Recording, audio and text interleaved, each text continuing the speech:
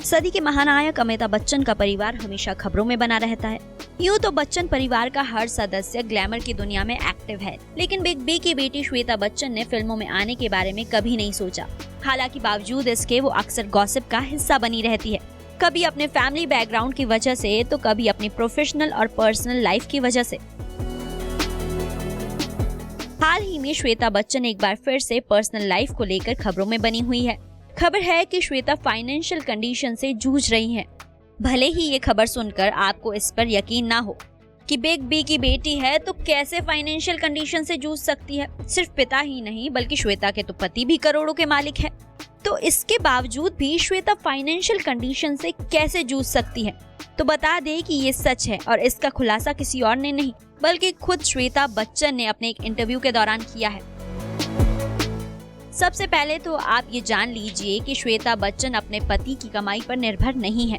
श्वेता ने शादी के करीब 10 साल बाद अपना खुद का करियर बनाया।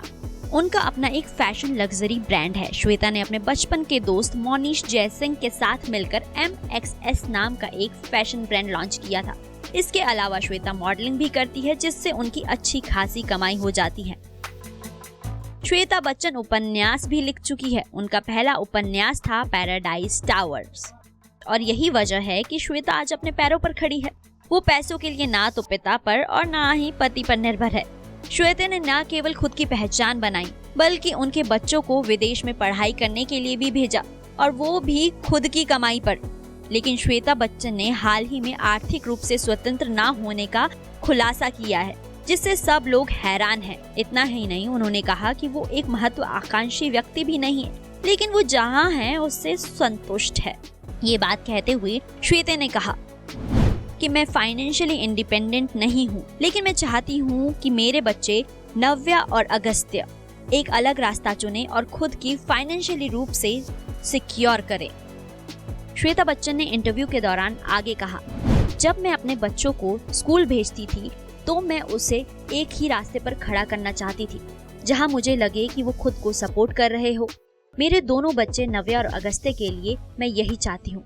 मैं चाहती हूँ कि दोनों तब तक अपनी फैमिली या शादी के बारे में ना सोचे जब तक उनके बैंक में पर्याप्त पैसा ना हो या फैमिली में आपकी कोई पोजीशन ना हो।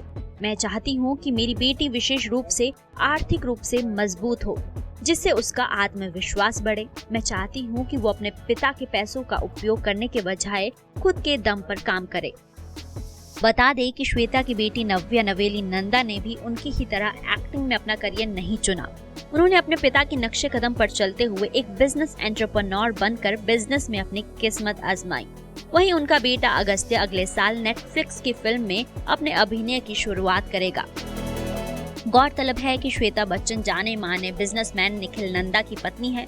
दोनों की शादी फरवरी 1997 में हुई थी। हालांकि ये बात किसी से छुपी नहीं है कि अमिताभ बच्चन की लाडली शादी के 10 साल बाद से ही अपने पिता के साथ रह रही है। जब श्वेता की शादी हुई थी तो उस वक्त वो केवल 23 साल की ही थी, लेकिन फिर भी उन्होंने शादी के बाद कई सालों तक अपने परिवार को संभाला। इसी बीच उन्हें अपने सपनों को पूरा करने के लिए टाइम नहीं मिल पाया। वो हमेशा से आत्मनिर्भर बनना चाहती थी, लेकिन शादी की डोर के बंधन में वो ऐसी बंधी कि उन्हें समय ही नहीं मिल पाया। यही वजह है कि श्वेता शादी के 10 साल बाद खुद की पहचान बनाने में जुट गई, जिसके लिए वो मायके में अपने पेरेंट्स के साथ रहने लगी। हालांकि श्वेता का इस तरह से मायके में रहना कुछ लोगों को खटकता भी है और इस वजह से लोग अक्सर उनका मजाक भी उड़ाते हैं। श्वेता को हमेशा मायके में देखकर लोग ये जानने को बेकरार रहते हैं कि आखिर श्वेता के पति निखिल करोड़ों के मालिक हैं और फिर भी वो अपने पति के साथ क्यों नजर नहीं आती।